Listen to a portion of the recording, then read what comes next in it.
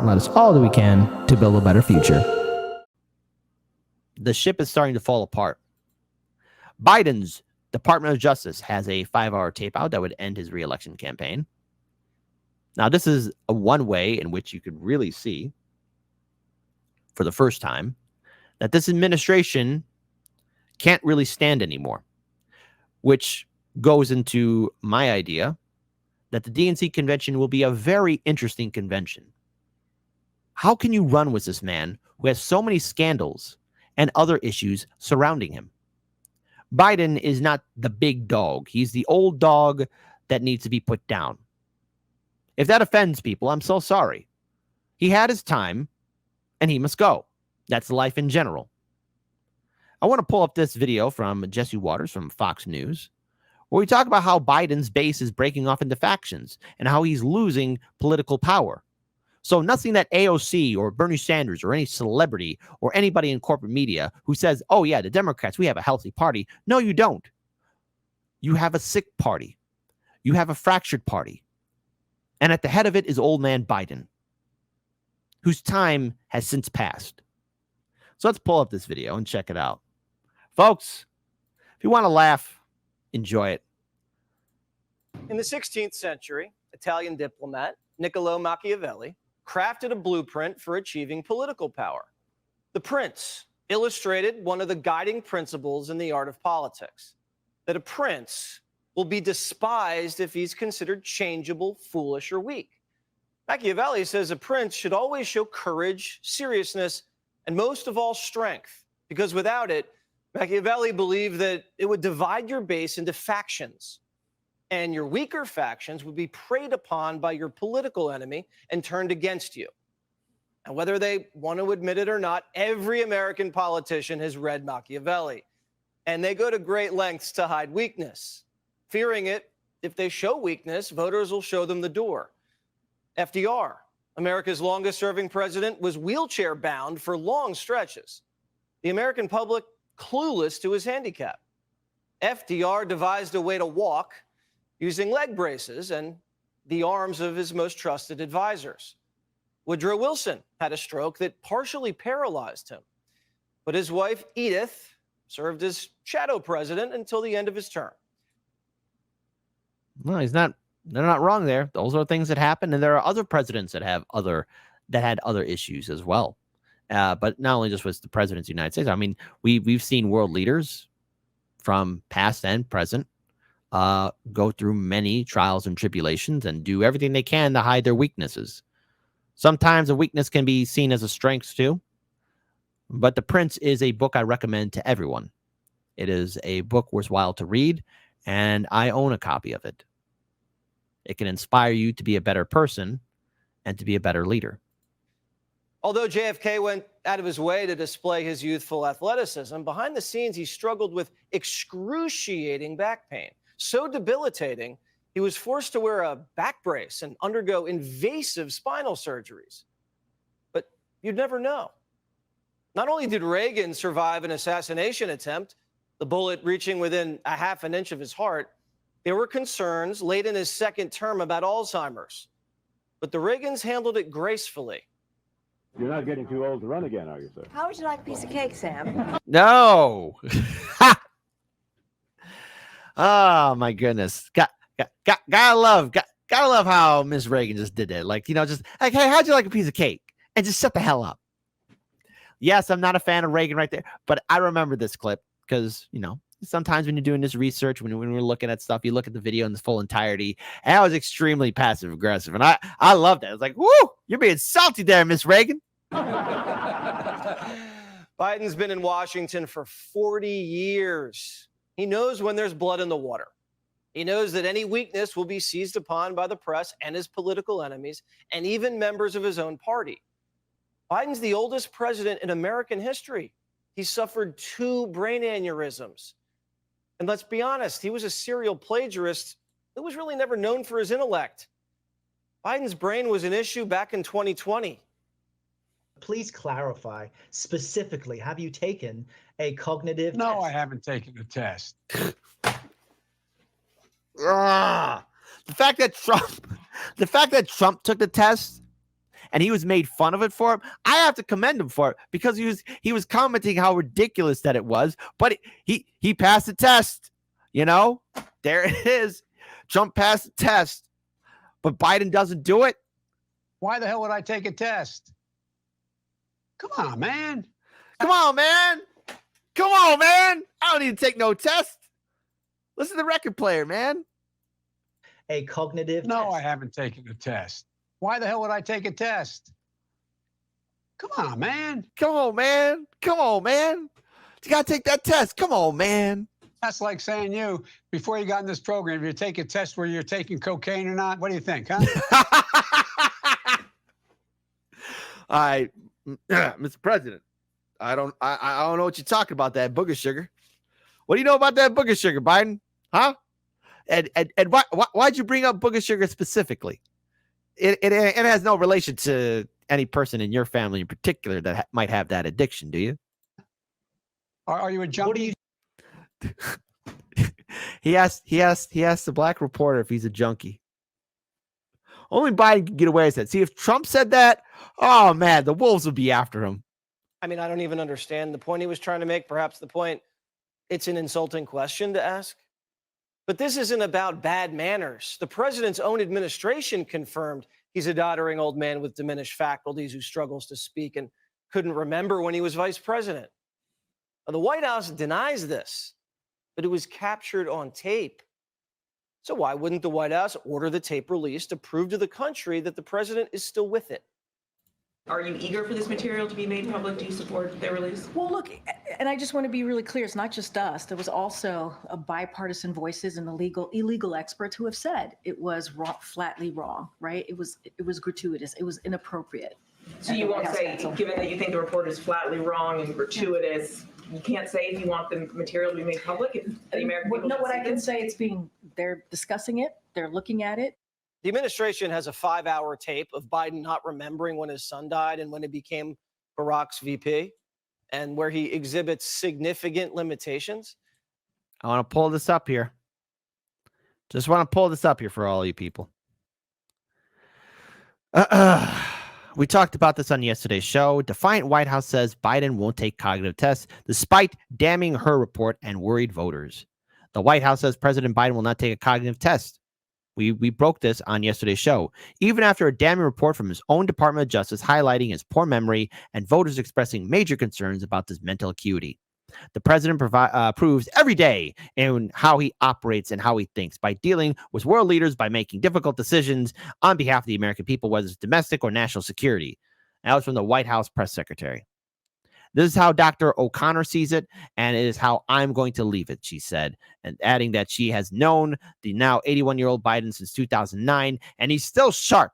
We have meetings with him and his staff. He is constantly pushing us, trying to get more information, so that has been my experience with this president. To which John Stewart has asked, is there video evidence of this? Because when this video does come out, or either that, more reports of this cognitive or this little breakdown in which, you know, Biden is stuttering and stammering and forgetting key things, it's going to reveal to the American people what we here at Hardlens Media said, what INN has said, what Due Dissidence has said, what Jimmy Dore has said, what those on the left and the right have said, those that have been critical of the Biden-Harris administration, that there is a clear decline in Biden's mental acuity, that he is failing.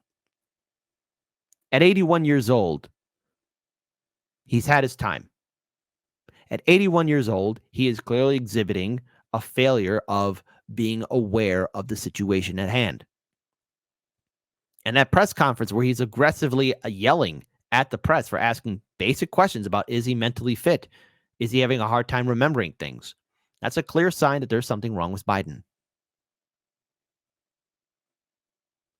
So, by the way, if we look at this even further, the controversial issue took on more urgency after special counsel Robert Hur produced a report Thursday that revealed the prosecutor will not charge the president for willfully retaining classified material because of a lack of evidence and because the jury would likely view the commander-in-chief as a sympathetic, well-meaning elderly old man with poor memory and diminished faculties in advancing age.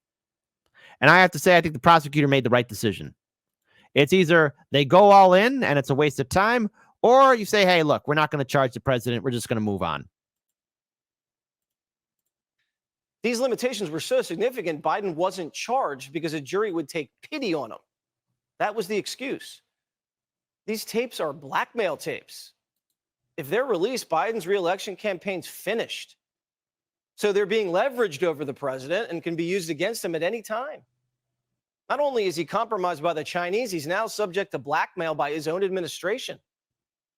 So if the public can't see the tapes, will Joe Biden take a cognitive test?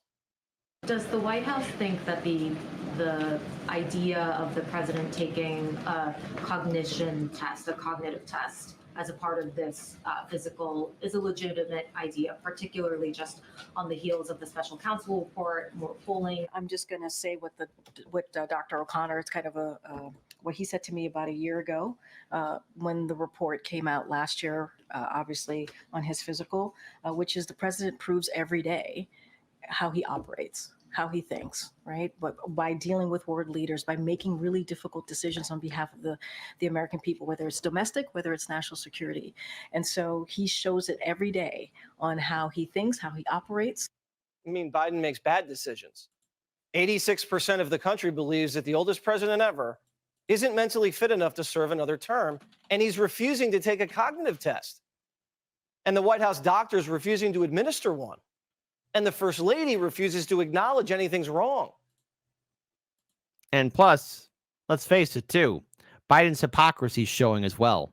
Biden's campaign slammed for TikTok double standard. Critics have denounced U.S. President Joe Biden's re-election campaign for using a platform it banned federal employees from using. Remember? Remember that? He did a little TikTok?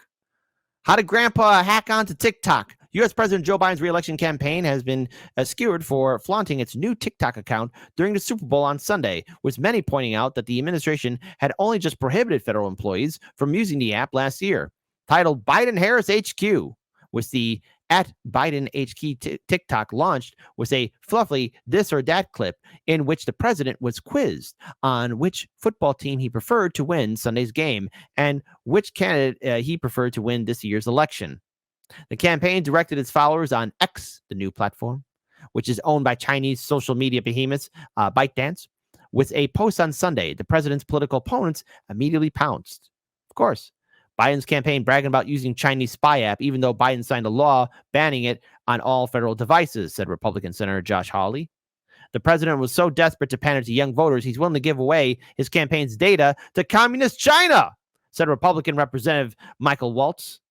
Speaking to Politico on Monday, Deputy Campaign Manager Robert Flaherty defended the move as an effort to reach voters in an evolving, fragmented, and increasingly personalized media environment. So in other words, Biden can do all this, but Biden, did you give China the access codes to the nukes? One reason to explain this state of affairs, the Goldwater Rule. Barry Goldwater, the Republican nominee for president in 1964, was a workaholic, a Cold War hawk, who at one point suggested lobbing a nuke into the men's room at the Kremlin. Later, a group of random psychiatrists sprinkled throughout the country diagnosed Barry Goldwater as unfit to be president. And after that incident, the Goldwater Rule prohibited psychiatrists from diagnosing someone without personally examining them. Now, Primetime agrees with the Goldwater Rule. Doctors shouldn't be diagnosing people by just watching them on TV. If they could, I'd be fitted for a straitjacket.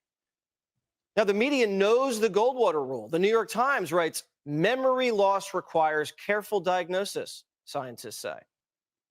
But it didn't stop them from diagnosing Trump. The media broke the Goldwater Rule with glee. Remember the headlines? 350 health professionals signed letters to Congress claiming Trump's mental health is deteriorating dangerously. Doctors want President Trump's head examined. Psychiatrists warn Trump's becoming more mentally unstable, putting us world at extreme risk. We're going to pause here because remember, the media was all after Trump. They wanted to turn him into something that he was this mentally crazy, unhinged individual. No, he's just like any other jagoff. But Biden clearly exhibits a clear mental decline. Now, Trump is 77 years old, but in comparison to Biden, I hate saying this, folks, but Trump is a quarterback. in comparison to Biden. And that's really saying a lot, because I'm not excited seeing Trump versus Biden 2024. I already saw it in 2020, and it was unimpressive then, and it's going to be unimpressive now. But all of corporate media and the establishment must be kidding themselves if Trump or any other political opponent wouldn't use this as political ammunition against Biden. Is mentally unfit, no exam needed. But Trump was game and took a test. The first questions are very easy. The infamous test. I'll try not to laugh. The last questions are much more difficult. Like a memory question, it's like you'll go person, woman, man, camera, TV. All right. Well, at least he took the test. So they say, could you repeat that? So I said, yeah. So it's person, woman, man, camera, TV. If you get it in order, yeah, there you go. You get extra points.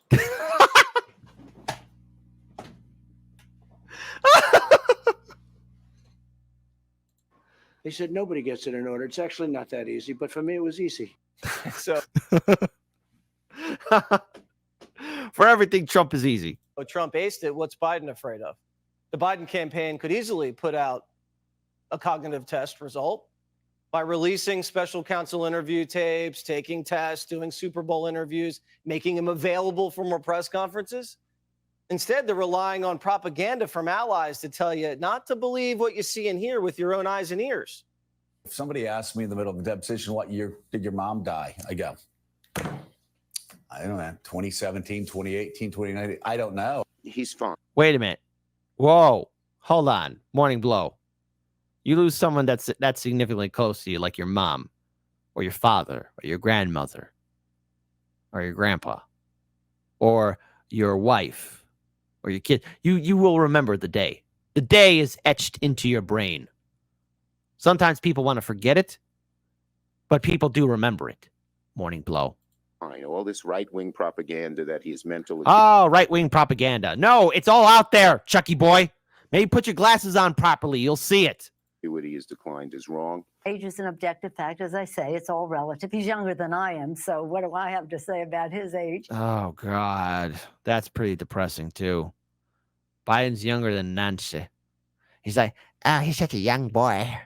He's such a young, handsome lad, that Biden. But he is, again, knowledgeable, wise. But the media mob's splintering into factions. Some allies, as you just heard, insist Biden's Einstein. Others, as we showed you last night, the New York Times, Carville, Axelrod, Bill Maher, acknowledge Biden's deteriorating and replaceable. And today, The Atlantic, a staunchly progressive publication, called for a new nominee.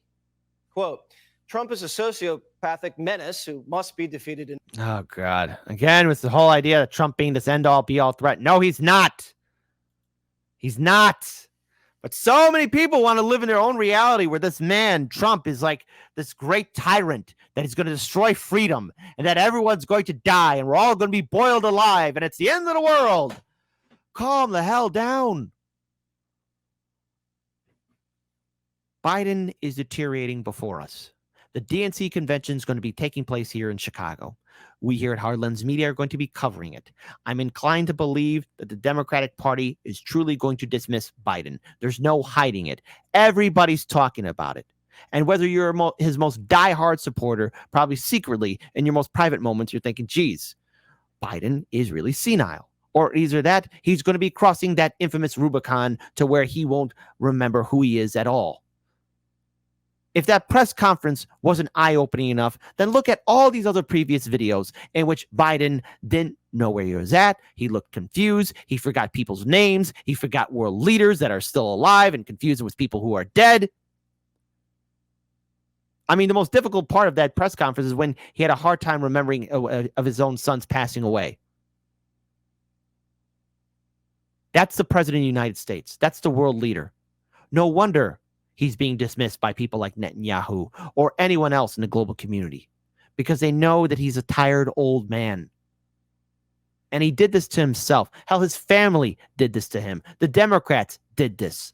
And we as a country have to pay the price for it. All these problems that Vote Blue said was going to happen under Trump has been happening under the watchful eye, or is it at the sleepy eye, the closed eyes of Joe Biden. A crumbling economy, a crumbling infrastructure, wars on end, endless corruption. And yet I'm supposed to feel, oh, I have to vote for Biden because Trump. Democrats, you did this to yourselves. I'm going to be covering the DNC convention, and I'm going to be interviewing people who are there on the street, talking to them, speaking to people, so that we can actually hear what individuals think about the DNC coming here to Chicago. And there's going to be a lot of other people in independent media that will be there as well. I don't feel sympathy for Biden. And no, I am not afraid of a Trump presidency. I know what to expect from somebody like Donald Trump. And I'm not going to live in fear of Donald Trump going into the White House because that's something I can't control. But when I hear people saying we have to vote for this sick, elderly old man because the orange boogeyman is far worse, why is that my option? I'm going to do the intelligent thing and not play that two-party game, and neither should any of you. And if you see people being pushed around or bullied into voting Democrat or anything like that, you help them stand up.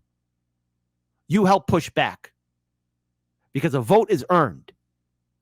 And Biden, the Democrats, haven't earned my vote or respect because they made it very clear to me and other progressives where we stand in their party. And since I don't have a place in it, you're not going to get my vote.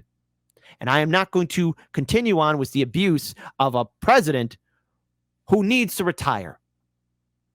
I really have to wonder, does anybody truly love Biden and his family? And I think the answer is the most definite no.